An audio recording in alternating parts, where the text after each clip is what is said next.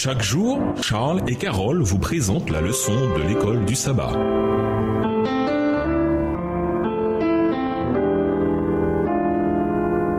Bienvenue dans votre émission Dieu nous parle. Voilà la leçon 4, le salut et les temps de la fin. Étude de la semaine, Jean 14, verset 9, Sophonie 3, verset 17, Jean 1, les versets 1 à 3, Romains 8, les versets 38 et 39, Psaume 91, les versets 15 et 16, Apocalypse 14, les versets 6 et 7, et Éphésiens 1, les versets 4 et 5.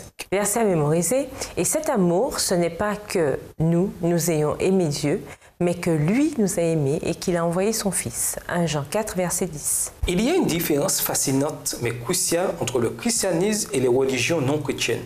Les adeptes de cette dernière mettent l'accent sur ce que leurs fondateurs leur ont enseigné, mais ne soulignent pas ce que leurs fondateurs ont fait pour eux. Pourquoi ? Parce que quoi qu'aient fait leurs fondateurs pour eux, cela ne peut pas les sauver. Tout ce que ces chefs ont pu faire, c'est essayer d'enseigner aux gens comment se sauver eux-mêmes. A contrario, les chrétiens mettent l'accent non seulement sur ce que Jésus a enseigné, mais aussi sur ce qu'il a fait, car ce qu'il a fait a fourni le seul moyen d'être sauvé. L'incarnation de Christ dans la même chair que nous, Romains 8, verset 3, sa mort sur la croix, Romains 5, verset 8, sa résurrection, 1 Pierre 1, verset 3, et son ministère au ciel, Hébreux 7, verset 25, tout cela suffit à nous sauver. Et certainement pas quoi que ce soit en nous. Si vous rassembliez tout ce qui est bon et saint et noble et magnifique chez l'homme, et si vous le présentiez devant les anges de Dieu comme s'il s'agissait d'une participation au salut de l'âme humaine ou de mérite, la proposition serait rejetée comme une trahison. Cette merveilleuse vérité est d'une importance toute particulière pour nous face aux dangers et aux tromperies des derniers jours. Et nous vous laissons avec la réflexion du jour. Dans un monde agonisant où la mort règne, le salut se dresse comme une magnifique plante verte parmi les mauvaises herbes. Alors que notre monde s'obscurcit de plus en plus, notre Sauveur, lui, brille toujours plus. Il ne cesse de nous aimer et de nous sauver, preuve irréfutable de son amour éternel pour nous. Au revoir. Et à demain si je veux. Dieu nous parle. Chaque jour, Charles et Carole vous présentent la leçon de l'école du sabbat.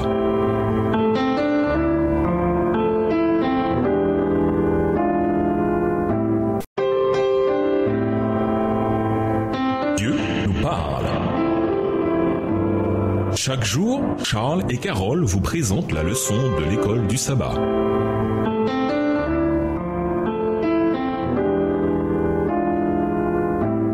Dans votre émission, Dieu nous parle. Nous voilà à la leçon du dimanche, l'amour du Père. Peu de temps avant la croix, Jésus a parlé avec ses proches de la manière dont on peut venir au Père à travers lui.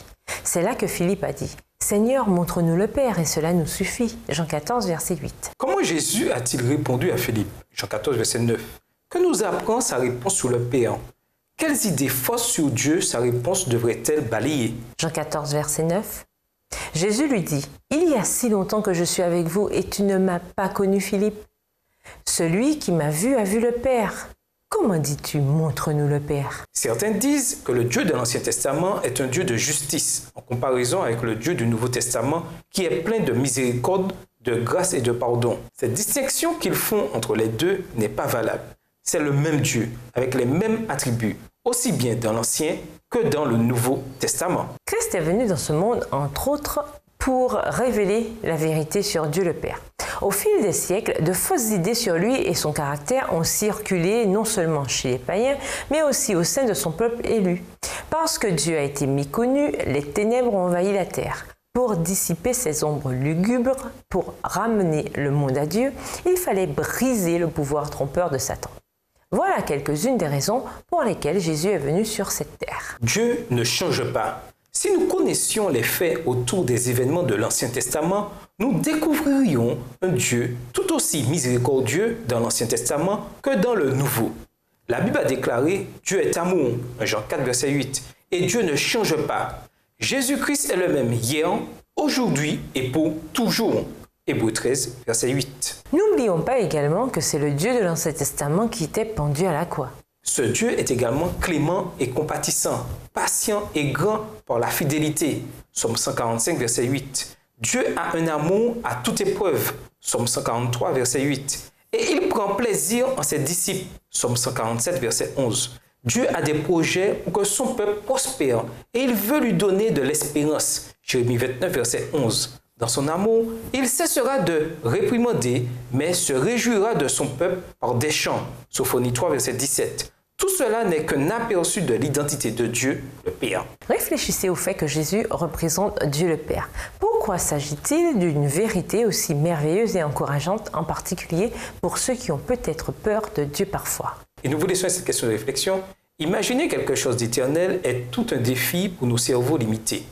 Comment pouvons-nous décrire le mieux l'amour éternel de Dieu à ceux qui ne connaissent pas Jésus et encore moins son salut éternel?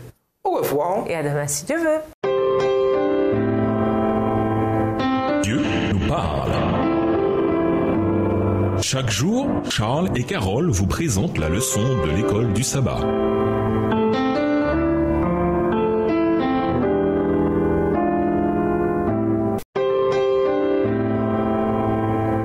Dieu nous parle. Chaque jour, Charles et Carole vous présentent la leçon de l'école du sabbat.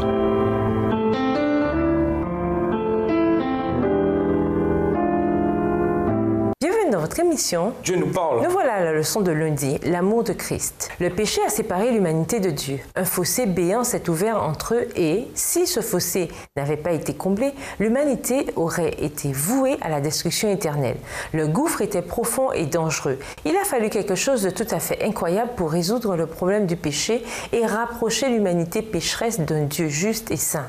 Il a fallu quelqu'un de coéternel avec Dieu lui-même, quelqu'un de divin comme Dieu lui-même, devenu un être humain et qui, dans cette humanité, s'est offert en sacrifice pour nos péchés. Lisons Jean 1, les versets 1 à 3 et le verset 14 et Philippiens 2, les versets 5 à 8. Que nous enseignent ces passages sur l'identité de Jésus? Jean 1, les versets 1 à 3 et le verset 14.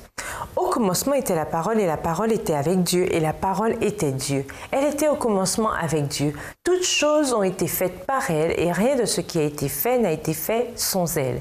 Et la parole a été faite chair et elle a habité parmi nous, pleine de grâce et de vérité. Et nous avons contemplé sa gloire, une gloire comme la gloire du Fils unique venu du Père. Philippiens 2, les versets 5 à 8. Ayez en vous les sentiments qui étaient en Jésus-Christ, lequel, existant en forme de Dieu, n'a point regardé comme une proie à arracher d'être égal avec Dieu, mais s'est dépouillé lui-même en prenant une forme de serviteur, en devenant semblable aux hommes et ayant paru comme un simple homme. Il s'est humilié lui-même, se rendant obéissant jusqu'à la mort, même jusqu'à la mort de la croix. Christ était éternel et son existence ne dépendait pas de qui que ce soit ou de quoi que ce soit. Il était Dieu, non pas l'apparence de Dieu, mais Dieu lui-même. Sa nature fondamentale était divine et éternelle. Jésus a conservé cette divinité, mais il est devenu un être humain afin de garder la loi dans cette humanité et de mourir en substitut de tous ceux qui ont transgressé la loi, c'est-à-dire nous tous. Romains 3, verset 23. Christ s'est fait humain, sans aucun avantage sur les autres humains. Il a observé la loi de Dieu, non pas grâce à sa puissance divine propre, mais en se reposant sur la puissance divine extérieure disponible pour n'importe qui. Jésus était pleinement Dieu et pleinement humain. Cela signifie que celui qui soutient tout par sa parole puissante, Hébreux 1, verset 3, est aussi le nouveau-né que l'on trouva couché dans la mangeoire, Luc 2, verset 16. Cela signifie que celui qui est avant tout, et c'est en lui que tout se tient, Colossiens 1, verset 17, est aussi celui qui, quand il était enfant, progressait en sagesse, en stature et en grâce, Luc 2, verset 52. Cela signifie que celui sans lequel rien n'est venu à l'existence, Jean 1, verset 3, est aussi celui qui a été éliminé en étant pendu au bois, Acte 5, verset 30. Si tout cela nous révèle l'amour que Christ a pour nous, et si l'amour que Christ a pour nous est une manifestation de l'amour que le Père a envers nous, alors comment s'étonner que nous ayons autant de raisons de nous réjouir et d'être reconnaissants? Lisons Romains 8 et versets 38 et 39.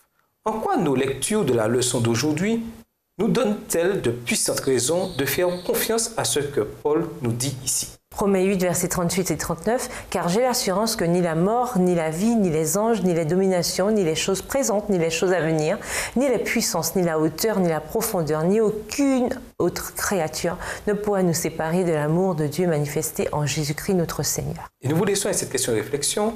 Aussi mauvais qu'ait été votre journée, votre mois, vos années, êtes-vous capable de distinguer des lueurs de la présence divine continuelle? Développez. Au revoir. Et à demain si Dieu veut.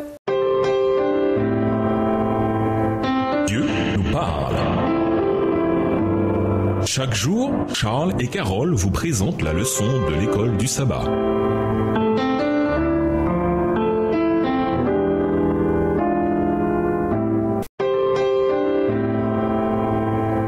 Dieu nous parle. Chaque jour, Charles et Carole vous présentent la leçon de l'école du sabbat.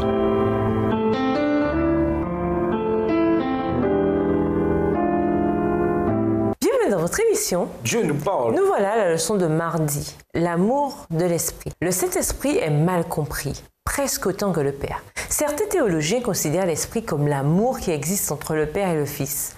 En d'autres termes, l'esprit ne serait que l'affection que se portent le Père et le Fils. Cela signifie qu'il est réduit à une relation entre deux membres de la divinité et qu'il n'en est pas membre lui-même. Mais la Bible prouve son statut de personne. Les chrétiens sont baptisés en son nom, avec le Père et le Fils. Matthieu 28, verset 19. L'Esprit glorifie Christ. Jean 16, verset 14. L'Esprit convainc. Jean 16, verset 8. Il peut être attristé. Éphésiens 4, verset 30. C'est un consolateur. Jean 14, verset 16. Quelqu'un qui nous vient en aide. Bible français courant. Il enseigne. Luc 12, verset 12. Il intercède. Romains 8, verset 26. Et sanctifie. 1 Pierre 1, verset 2. Christ a dit que l'Esprit conduit les gens dans toute la vérité. Jean 16, verset 13. En un mot, l'Esprit est Dieu, tout comme le Père et le Fils. Ensemble, ils sont un seul et même Dieu. Tout ce que fait l'Esprit révèle l'amour divin. Citez quelques-unes des choses qu'il fait. Luc 12, verset 12, Jean 16, verset 8 à 13, Acte 13, verset 2. Jean 12, verset 12, car le Saint-Esprit vous enseignera à l'heure même ce qu'il faudra dire. Jean 16, verset 8 à 13. Et quand il sera venu, il convaincra le monde en ce qui concerne le péché, la justice et le jugement. En ce qui concerne le péché, parce qu'il ne croit pas en moi. La justice, parce que je vais au Père et que vous ne me verrez plus. Le jugement, parce que le prince de ce monde est jugé. J'ai encore beaucoup de choses à vous dire, mais vous ne pouvez pas les porter maintenant. Quand le Consolateur sera venu, l'Esprit de vérité, il vous conduira dans toute la vérité, car il ne parlera pas de lui-même, mais il dira tout ce qu'il aura entendu, et il vous annoncera les choses à venir. Acte 13, verset 2.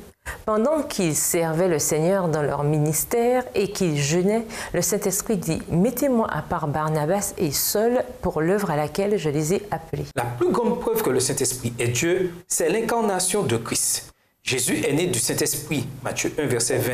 Seul Dieu pouvait créer de cette manière. Le Saint-Esprit est capable d'accomplir deux miracles opposés pour Christ. D'abord, il a placé le Christ omniprésent dans le ventre de Marie. Christ est monté au ciel sous forme corporelle, cantonné à ce corps. Deuxièmement, l'Esprit prend Christ limité par son humanité et, lors de notre miracle inexplicable, il le rend présent aux chrétiens du monde entier. Ainsi, le Saint-Esprit avec le Père et le Fils agit en notre faveur. La divinité fut émue de pitié pour la race et le Père, le Fils et le Saint-Esprit se consacrèrent à la préparation du plan de la rédemption. Le Père, le Fils et le Saint-Esprit nous aiment de la même manière et ils sont à l'œuvre pour nous sauver et nous faire entrer dans le royaume éternel de Dieu. Comment, dans ce cas, pouvons-nous négliger un si grand salut? Quelle mesure de réconfort peut-on tirer du fait que le Père, le Fils et le Saint-Esprit soient tous à l'œuvre en vue de notre bien éternel? Et nous vous laissons avec cette question. Selon vous, en quoi le rôle de Jésus en tant que médiateur est-il pertinent en ce qui concerne votre relation personnelle avec Dieu? Au revoir. Et à demain si Dieu veut. Dieu nous parle. Chaque jour, Charles et Carole vous présentent la leçon de l'école du sabbat.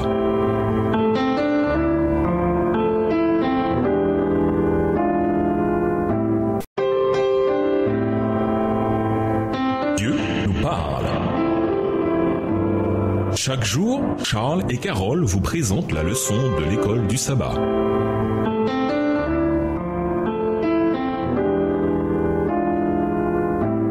Dans votre émission, Dieu nous parle. Nous voilà à la leçon de mercredi, l'assurance du salut. Certains adventistes du 7e jour se demandent s'ils seront sauvés.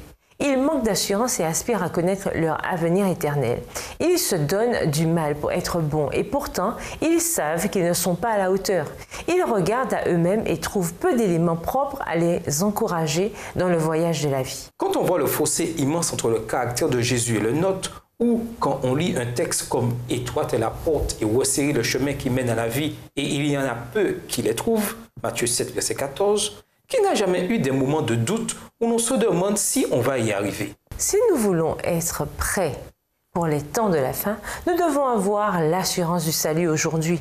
Nous devons nous réjouir de la réalité du salut pour pouvoir faire face à l'avenir sans avoir peur. Pourtant, comme nous l'avons vu, toutes les personnes de la divinité sont vivantes et à l'œuvre en notre faveur.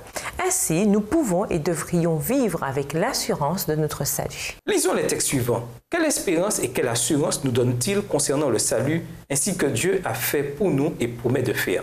Psaume 91, versets 15 et 16, Joël 2, les versets 31 et 32, Jean 10, verset 28, Romains 10, les versets 9 à 13 et 1 Jean 5, les versets 11 à 13. Psaume 91, versets 15 et 16, « Il m'évoquera et je lui répondrai, je serai avec lui dans la détresse, je le délivrerai, je le glorifierai, je le rassasierai de longs jours et je lui ferai voir mon salut. » Joël 2, les versets 31 et 32, « Le soleil se changera en ténèbres et la lune en sang avant l'arrivée du jour de l'Éternel, de ce jour grand et terrible. Alors quiconque invoquera le nom de l'Éternel sera sauvé. Le salut sera sur la montagne de Sion et à Jérusalem, comme a dit l'Éternel, et parmi les réchappés que l'Éternel appellera. » Jean 10, verset 28, « Je leur donne la vie éternelle et elles ne périront jamais et personne ne les ravira de ma main. » Romains 10, versets 9 à 13, « Si tu confesses de ta bouche le Seigneur Jésus, et si tu crois dans ton cœur que Dieu l'a ressuscité des morts, tu seras sauvé. Car c'est en croyant du cœur qu'on parvient à la justice et c'est en confessant de la bouche qu'on parvient au salut selon ce que dit l'Écriture. Quiconque croit en lui ne sera point confus. Il n'y a aucune différence en effet entre le juif et le grec, puisqu'ils ont tous un même Seigneur, qui est riche pour tous ceux qui l'invoquent. Car quiconque invoquera le nom du Seigneur sera sauvé.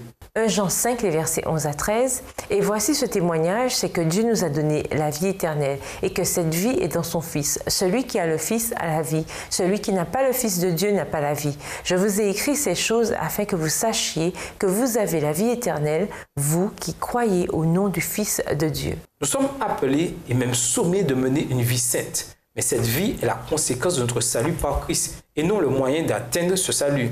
Nous devons être fidèles et jusqu'à la mort s'il le faut. Mais nous devons toujours compter sur ce don comme notre seul espoir de salut. Le peuple de Dieu sera trouvé fidèle et obéissant au dernier jour. Une fidélité et une obéissance qui naissent de l'assurance de ce que Christ a fait pour eux. Et nous vous laissons avec la question du jour. Que se passe-t-il actuellement dans votre vie ? Que faites-vous? Pourquoi le faites-vous? Pourquoi votre cœur se sent-il ainsi? Avez-vous l'assurance d'aimer Dieu et d'être aimé de lui? Au revoir. Et à demain si Dieu veut. Dieu nous parle. Chaque jour, Charles et Carole vous présentent la leçon de l'école du sabbat.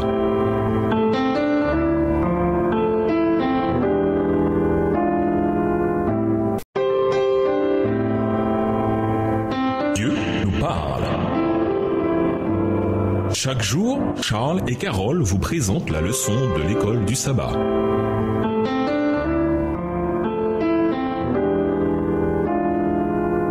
Bienvenue dans votre émission Dieu nous parle. Voilà la leçon de jeudi, l'évangile éternel. Lisons Apocalypse 14, versets 6 et 7. Qu'est-ce que l'évangile éternel? Apocalypse 14, versets 6 et 7. Je vis un autre ange qui volait par le milieu du ciel, ayant un évangile éternel pour l'annoncer aux habitants de la terre, à toute nation, à toute tribu, à toute langue et à tout peuple. Il disait d'une voix forte, « Craignez Dieu et donnez-lui gloire, car l'heure de son jugement est venue, et adorez celui qui a fait le ciel et la terre et la mer et les sources d'eau. » L'évangile est qualifié ici d'éternel. Preuve supplémentaire que Dieu ne change pas. Un Dieu qui ne change pas a un évangile qui ne change pas. Cet évangile éternel donne l'assurance à tous ceux qui veulent bien l'accepter. L'évangile révèle l'amour immuable de Dieu et c'est de ce message dont le monde a besoin. Tout le monde doit avoir une chance de l'entendre et c'est pour cela que Dieu a appelé son peuple à le diffuser. En lui, il nous a choisis avant la fondation du monde pour que nous soyons saint et sans défaut devant lui. Dans son amour, il nous a destinés d'avance par Jésus-Christ à l'adoption filiale pour lui selon sa volonté bienveillante. Éphésiens 1, les versets 4 et 5.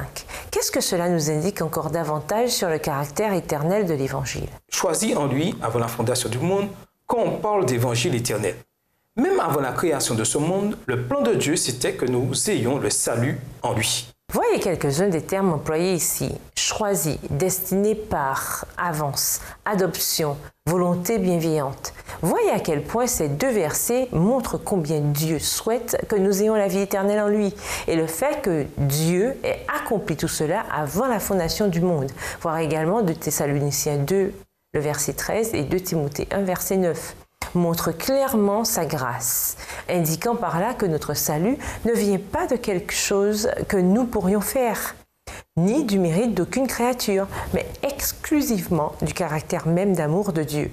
Comment le salut pourrait-il venir de quelque chose que nous ferions si nous avons été élus pour avoir ce salut en lui avant notre existence? Le choix nous revient de l'accepter ou de le rejeter. Comment se manifeste cette élection dans la vie de celui qui est élu? Pour que nous soyons saints et sans défaut devant lui. Éphésiens 1, verset 4. Nous avons aussi été choisis pour cela. Nous sommes appelés à répandre l'évangile éternel dans le monde. Cela fait partie du message pour la fin des temps avant le retour de Jésus. Pourquoi devons-nous connaître et vivre la réalité de l'évangile éternel dans notre vie personnelle avant de le partager avec les autres? Et nous vous laissons avec cette question de réflexion. Puisque vous n'êtes pas obligé d'aller à l'église pour obtenir la grâce de Dieu, pourquoi y allez-vous? Au revoir. Et à demain si Dieu veut. Dieu nous parle. Chaque jour, Charles et Carole vous présentent la leçon de l'école du sabbat.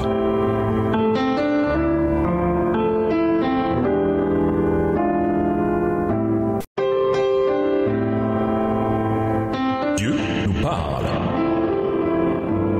Chaque jour, Charles et Carole vous présentent la leçon de l'école du sabbat.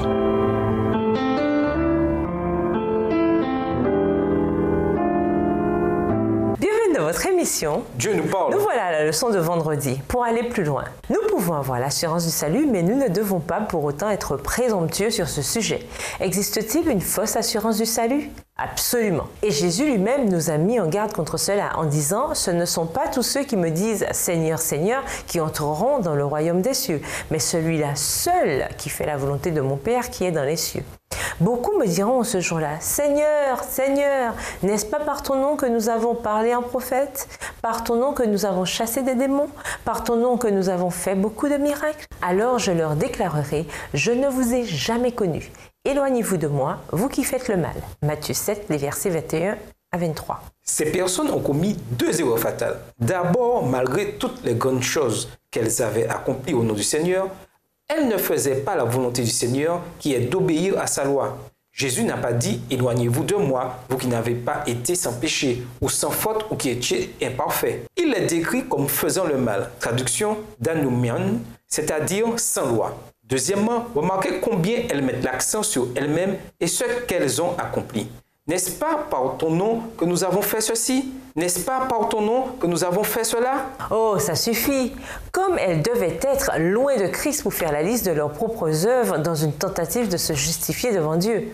Les seules œuvres qui nous sauveront sont celles de Christ, qui sont portées à notre crédit par la foi. Voilà où se situe notre assurance, non pas en nous ou en nos œuvres, mais en ce que Christ a fait pour nous. Vous voulez de l'assurance? Obéissez à la loi de Dieu et reposez-vous uniquement sur les mérites de la justice de Christ et vous aurez toute l'assurance qu'il vous faut. À méditer, Martin Luther aurait déclaré « Quand je regarde à moi-même, je ne sais pas comment je pourrais être sauvé. Quand je regarde à Jésus, je ne sais pas comment je pourrais être perdu. » Quelle grande sagesse comportent ces paroles? Pourquoi est-ce une bonne idée de toujours garder ce sentiment à l'esprit? Attardez-vous davantage sur l'idée que nous avons été choisis pour le salut avant la fondation du monde. Pourquoi cela ne signifie-t-il pas pour autant que nous tous serons sauvés? Si des gens ne sont pas sauvés, est-ce parce que Dieu ne les aura pas choisis ou à cause des choix qu'eux auront faits? Échangez là-dessus en classe. En quoi la réalité du scénario du grand conflit nous aide-t-elle à mieux vivre la réalité du mal même dans un monde que le Père, le Fils et le Saint-Esprit aiment? Pour conclure, dans le cadre de la fin du monde, les chrétiens savent à quoi s'attendre: catastrophes naturelles, guerres, famines, et cette liste terrible s'allonge. Avec une telle connaissance, nous pouvons être vaincus par la crainte ou éprouver un besoin insatiable de voir dans chaque événement un accomplissement de la prophétie. Cependant, Notre focalisation sur la fin du monde ne devrait pas porter sur l'événement proprement dit, mais sur celui qui nous a tant aimés et qui, étant mort pour nos péchés, nous garantit la vie éternelle. Au revoir. Et à demain si Dieu veut. Dieu nous parle. Chaque jour, Charles et Carole vous présentent la leçon de l'école du sabbat.